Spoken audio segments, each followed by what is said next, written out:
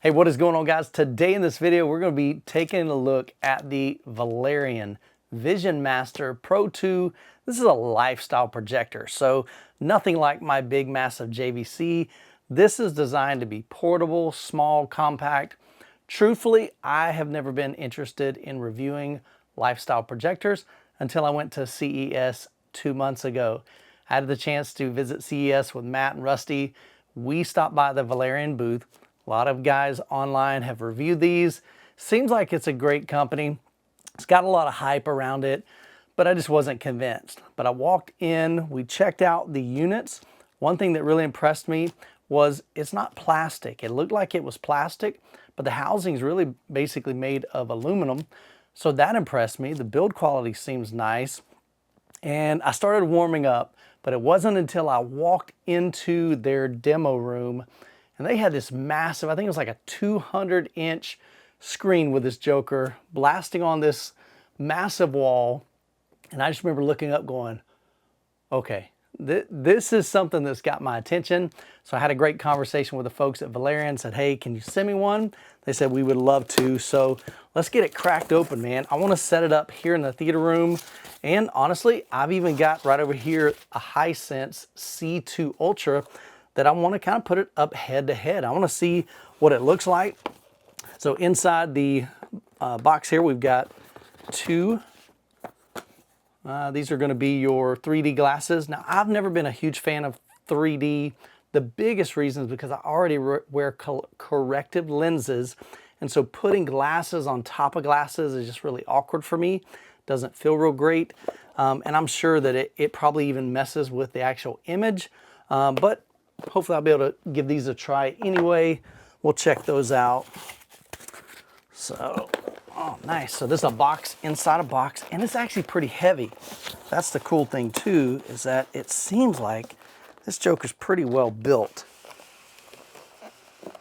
And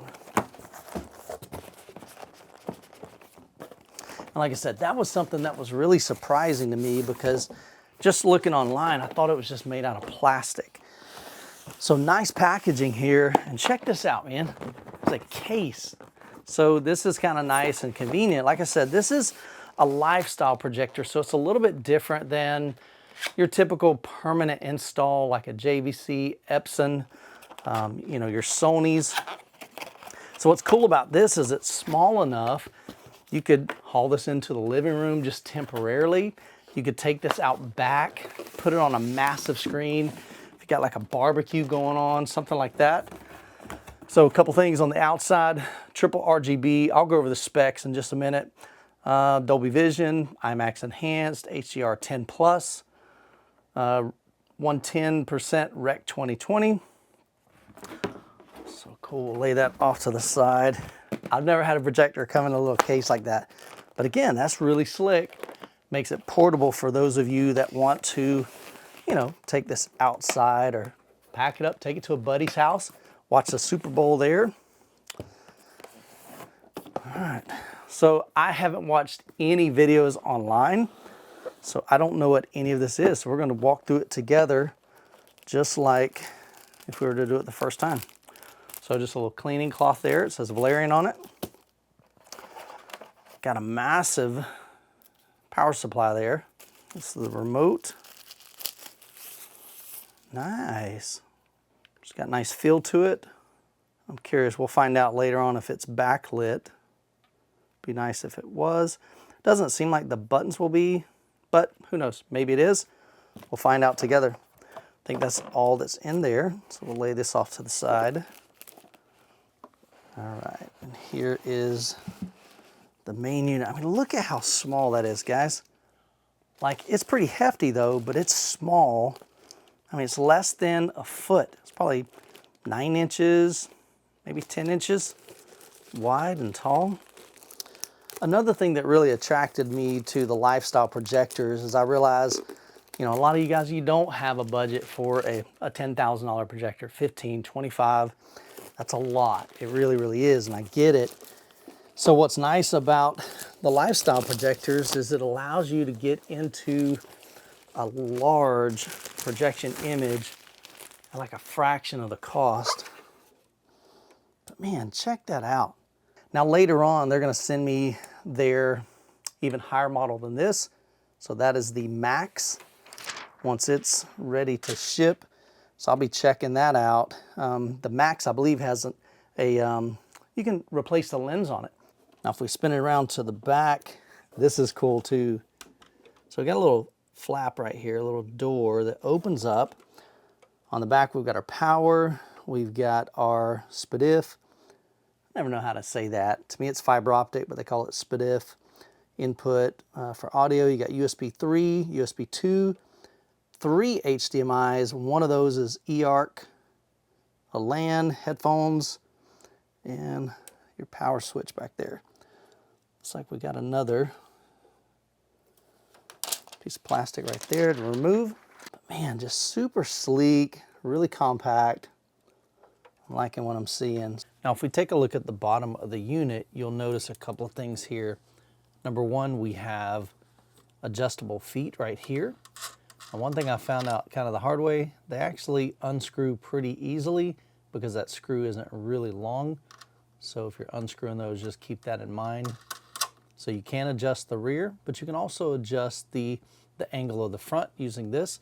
Now this is pretty tight right here, so you gotta pull pretty hard. So what that allows you to do is adjust that to whatever angle you want. And so let's say, for instance, flip this over.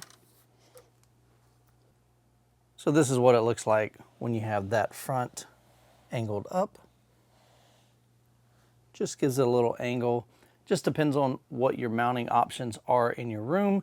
So that's a little bit of flexibility, but as I shared earlier with the Max version that's coming out in the near future, you'll be able to adjust it internally using vertical lens shift.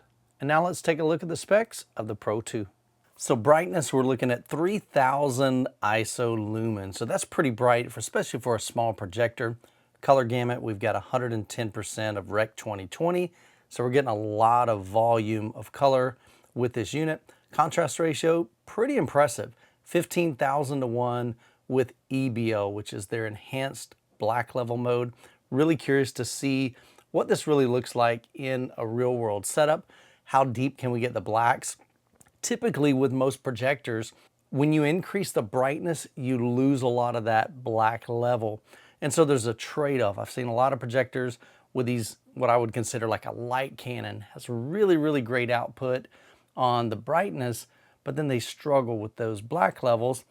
Vice versa, like even with my projector, got real deep black levels, but it's not the brightest projector in the world. Now it's very bright, but there are definitely some other projectors out there that have higher brightness. Optical zoom, 0.9 to 1.5 to 1. So what that's going to allow us to do is to have a zoom on this. So it'll give you more flexibility on placement and your throw distance. Screen side, here's where it's really impressive.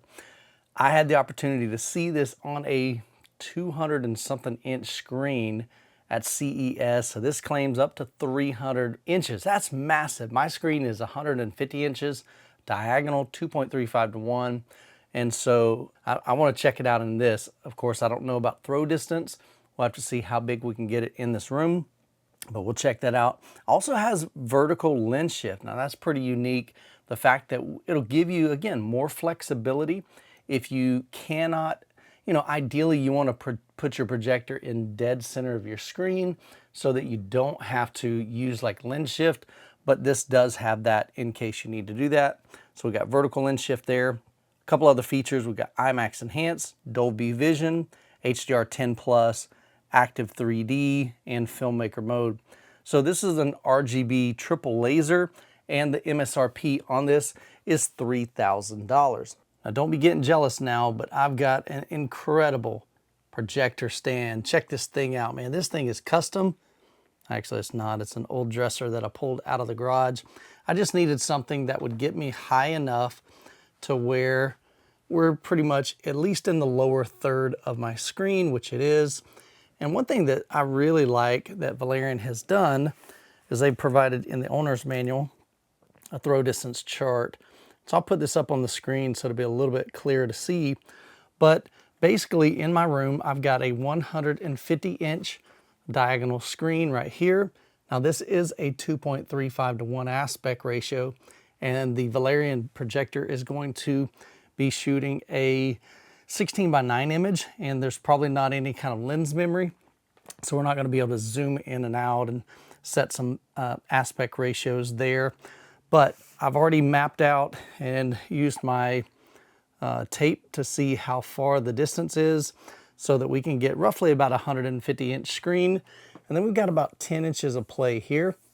So I can move it forward, and then I've got maybe a couple inches here. I could move the desk or the dresser a little bit forward too if I need to get that closer. So let's go ahead and get this plugged up. I've already got the HDMI cable plugged in right here, and we'll get power to it and fire it up for the first time. All right, so when we first boot it up, we can see that we've got the image a little too high, so we'll need to adjust that. We'll go ahead and click English, United States. We'll set up Google TV, so we'll go ahead and click OK. So what I may need to do for now is I'm just going to lift up the projector, and I'm going to put something underneath the feet so that we can get that angled down a little bit. So it needs to be, I didn't realize that we got little feet back here that I just unscrewed entirely. So that's not actually good. So apparently you can unscrew the feet all the way, so be careful if you're doing that. So I'm gonna go ahead and put those back in. Interesting, so I want you to see something. So with it up here, you can see it's gonna crop in a little bit. So it looks like we've even got some automatic keystone. See how it's keystone there? And then now that is straight. So it's actually a pretty cool feature. So there's some automation going on there. So I'm gonna grab my phone and we'll go ahead and go into setting up the Google app. All right, so we're just gonna go to the QR code here, and we'll log in my Google Home account, connect to my Wi-Fi, and now we're connected. On the phone, it's asking what apps do I use. So I've got YouTube, I'll select Disney Plus, Hulu, Prime, and Discovery Plus, and Spotify. Okay, so I figured out the issue. So we're gonna go into settings, and then we're gonna go to all settings. And because it was off the screen, I couldn't see there was an option for projector. We're gonna go to projector, and then we're gonna come all the way down to position adjustment. Click OK. So right now, this is up way too high. So we're going to hold down. Interesting. It says it reached the boundary. Why have we reached the boundary? So for some reason, we cannot do a vertical adjustment on this. So after a little bit of work, I did get it to fit in a 16 by 9.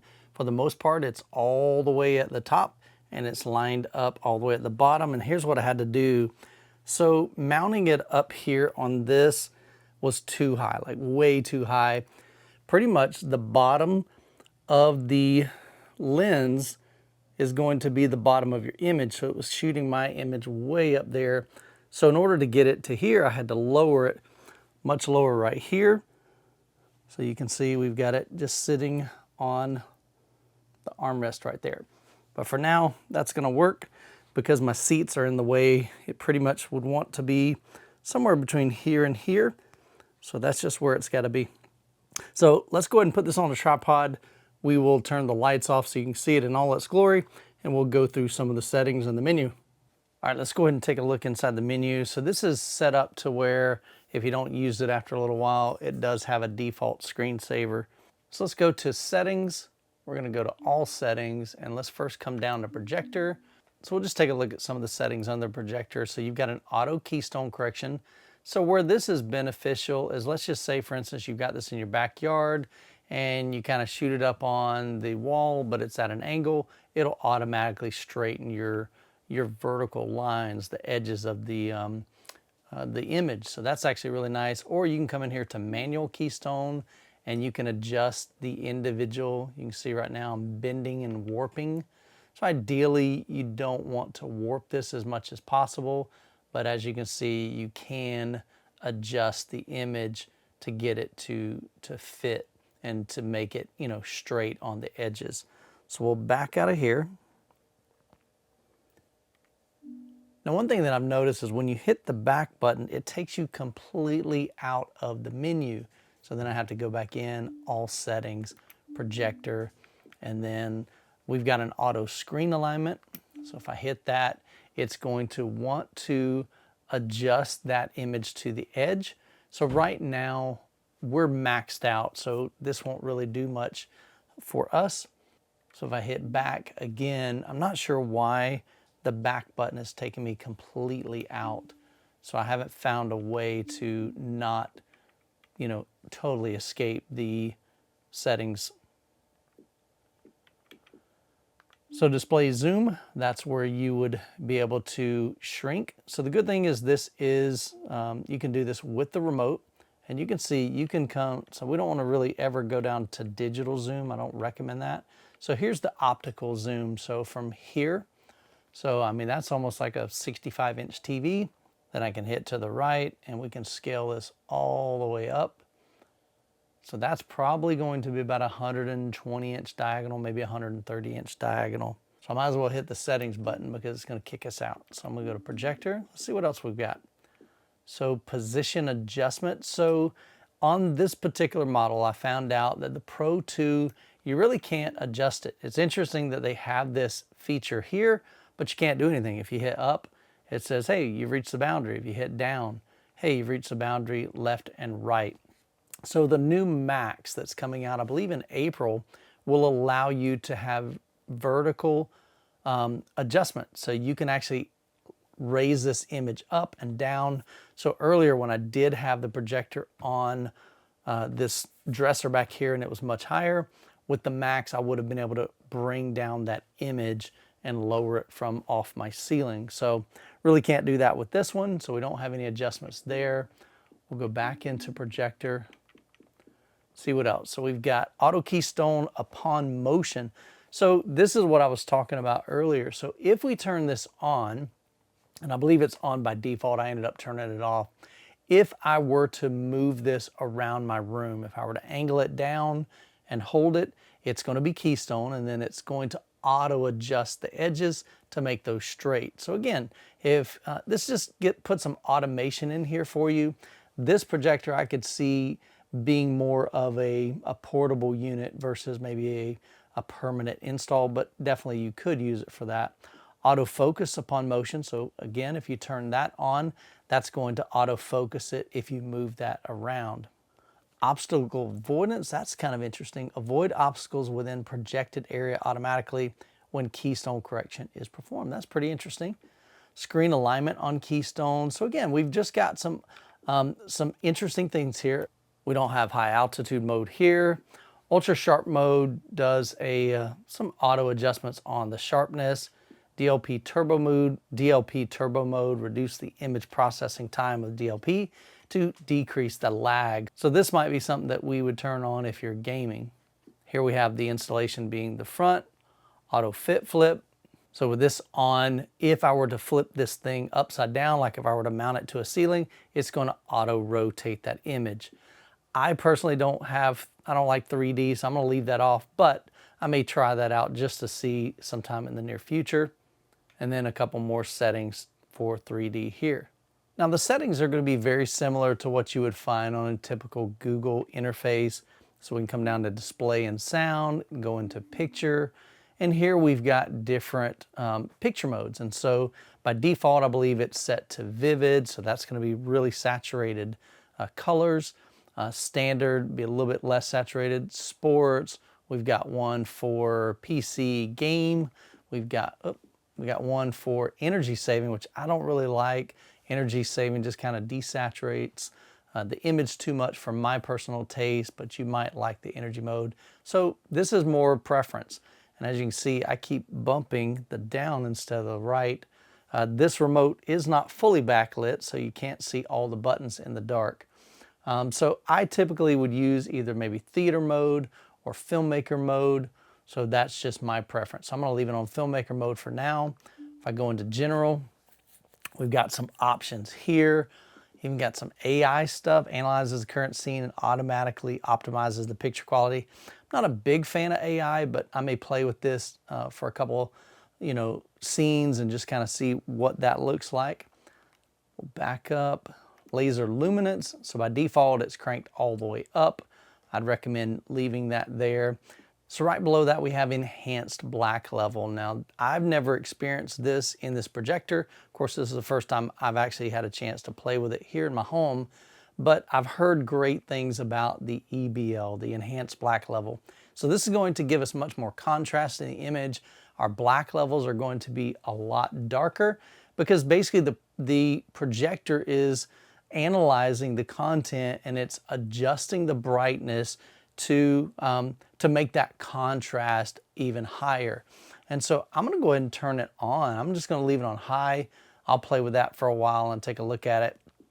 Here's some additional settings. If you're into calibration, I'm not super knowledgeable in this area, but you can run some test patterns and figure out what the right contrast level, black levels. We've got dark detail here. Here's our gamma, active contrast. So a lot of features in this. I really like this. So again, just have to play with each one of these to see what works best for you. I would absolutely love to figure out how to get back to the main menu without having to hit the settings and go through this again. So again, let me know in the comments down below if you know this projector and if there's a better way to do that. So some of these I've noticed I can hit the back, but some of them don't. So here you can see the remote. A lot of these buttons are not going to be illuminated. So the buttons down here, your mute, menu, your volume, your pre-buttons for YouTube and Netflix and Disney Plus and Amazon Prime, those are not going to be lit up, as well as the main navigation buttons here. So when I turn off the lights, you'll see what is illuminated. So here you can see we've only got about 8 buttons that are illuminated. So just know that going into it, you're not going to have a full backlit remote. So loading up God of War Ragnarok, this looks absolutely stunning on this 120-inch diagonal image. So I have not played this game in a hot minute. So let's just see how this looks. So on the screen, definitely looks more blue, like aqua. But I'm looking on the camera and it appears more purple. So again, my camera's not picking up exactly what my eyes are seeing. But man, this is just, it's cool. Really, really vibrant image. Of course, we're in a really dark kind of area. Everything's blue. Let's see if we can get out of here. 06, sitrep. Talking timeline. When are they moving? Tonight. Stay on them. We need to know what it is and where it's going. Copy.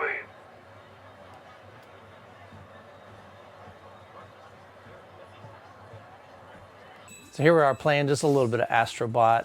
So I'm not a gamer, definitely more of a casual gamer, if anything. I just like to do it for fun. Definitely don't do anything competitive.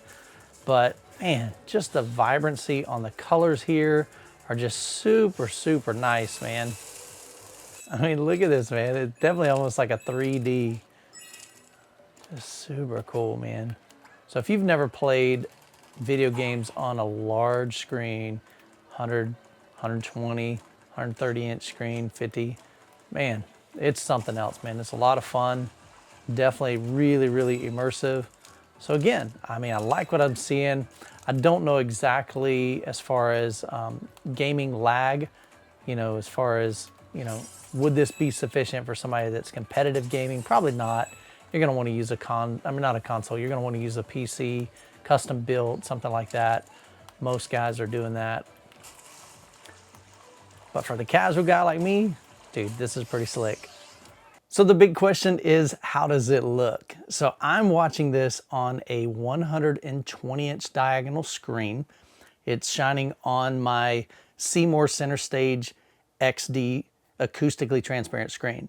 Now keep in mind, this has got a 0.8 gain, which means I'm losing a little bit of light output. But even with us losing some light output, I'm looking at this image and it is incredibly vibrant, very bright. That 3000 lumens really comes in clutch here. Looks phenomenal in this room. Now this is a dedicated theater room. All the lights are turned out. There's no light coming in from outside my room. So if you had this in like a living room setup, you probably want to combine that with an ambient light rejection screen so that you can maximize that output. But man, I am really, really pleased with this projector. So as I mentioned, originally I wasn't impressed, or I wasn't really interested in checking out a lifestyle projector, but we happened to see this at the Valerion booth at CES and really was impressive. Especially they had it on like a 220-inch screen. So here on a 120-inch screen, it's even much brighter. But I would love to see this on a massive, massive wall. I'm going to try to do that later on this week. But here you can see colors are very natural on her face, on her back. Skin tones look just, like I said, just very natural. The snow here is very vibrant white in contrast with the colors on their backpacks and their ski gear. Got this vivid blue right here on her jacket, backpack, and then this beautiful red color in contrast with that white and black backdrop, in front of her. So this is just a lot of detail here. I'm seeing all the wood, all the cracks. You can see even just some shadow detail in the snow. Just a beautiful image. And so again, for $3,000, it's hard to beat this, to be honest with you.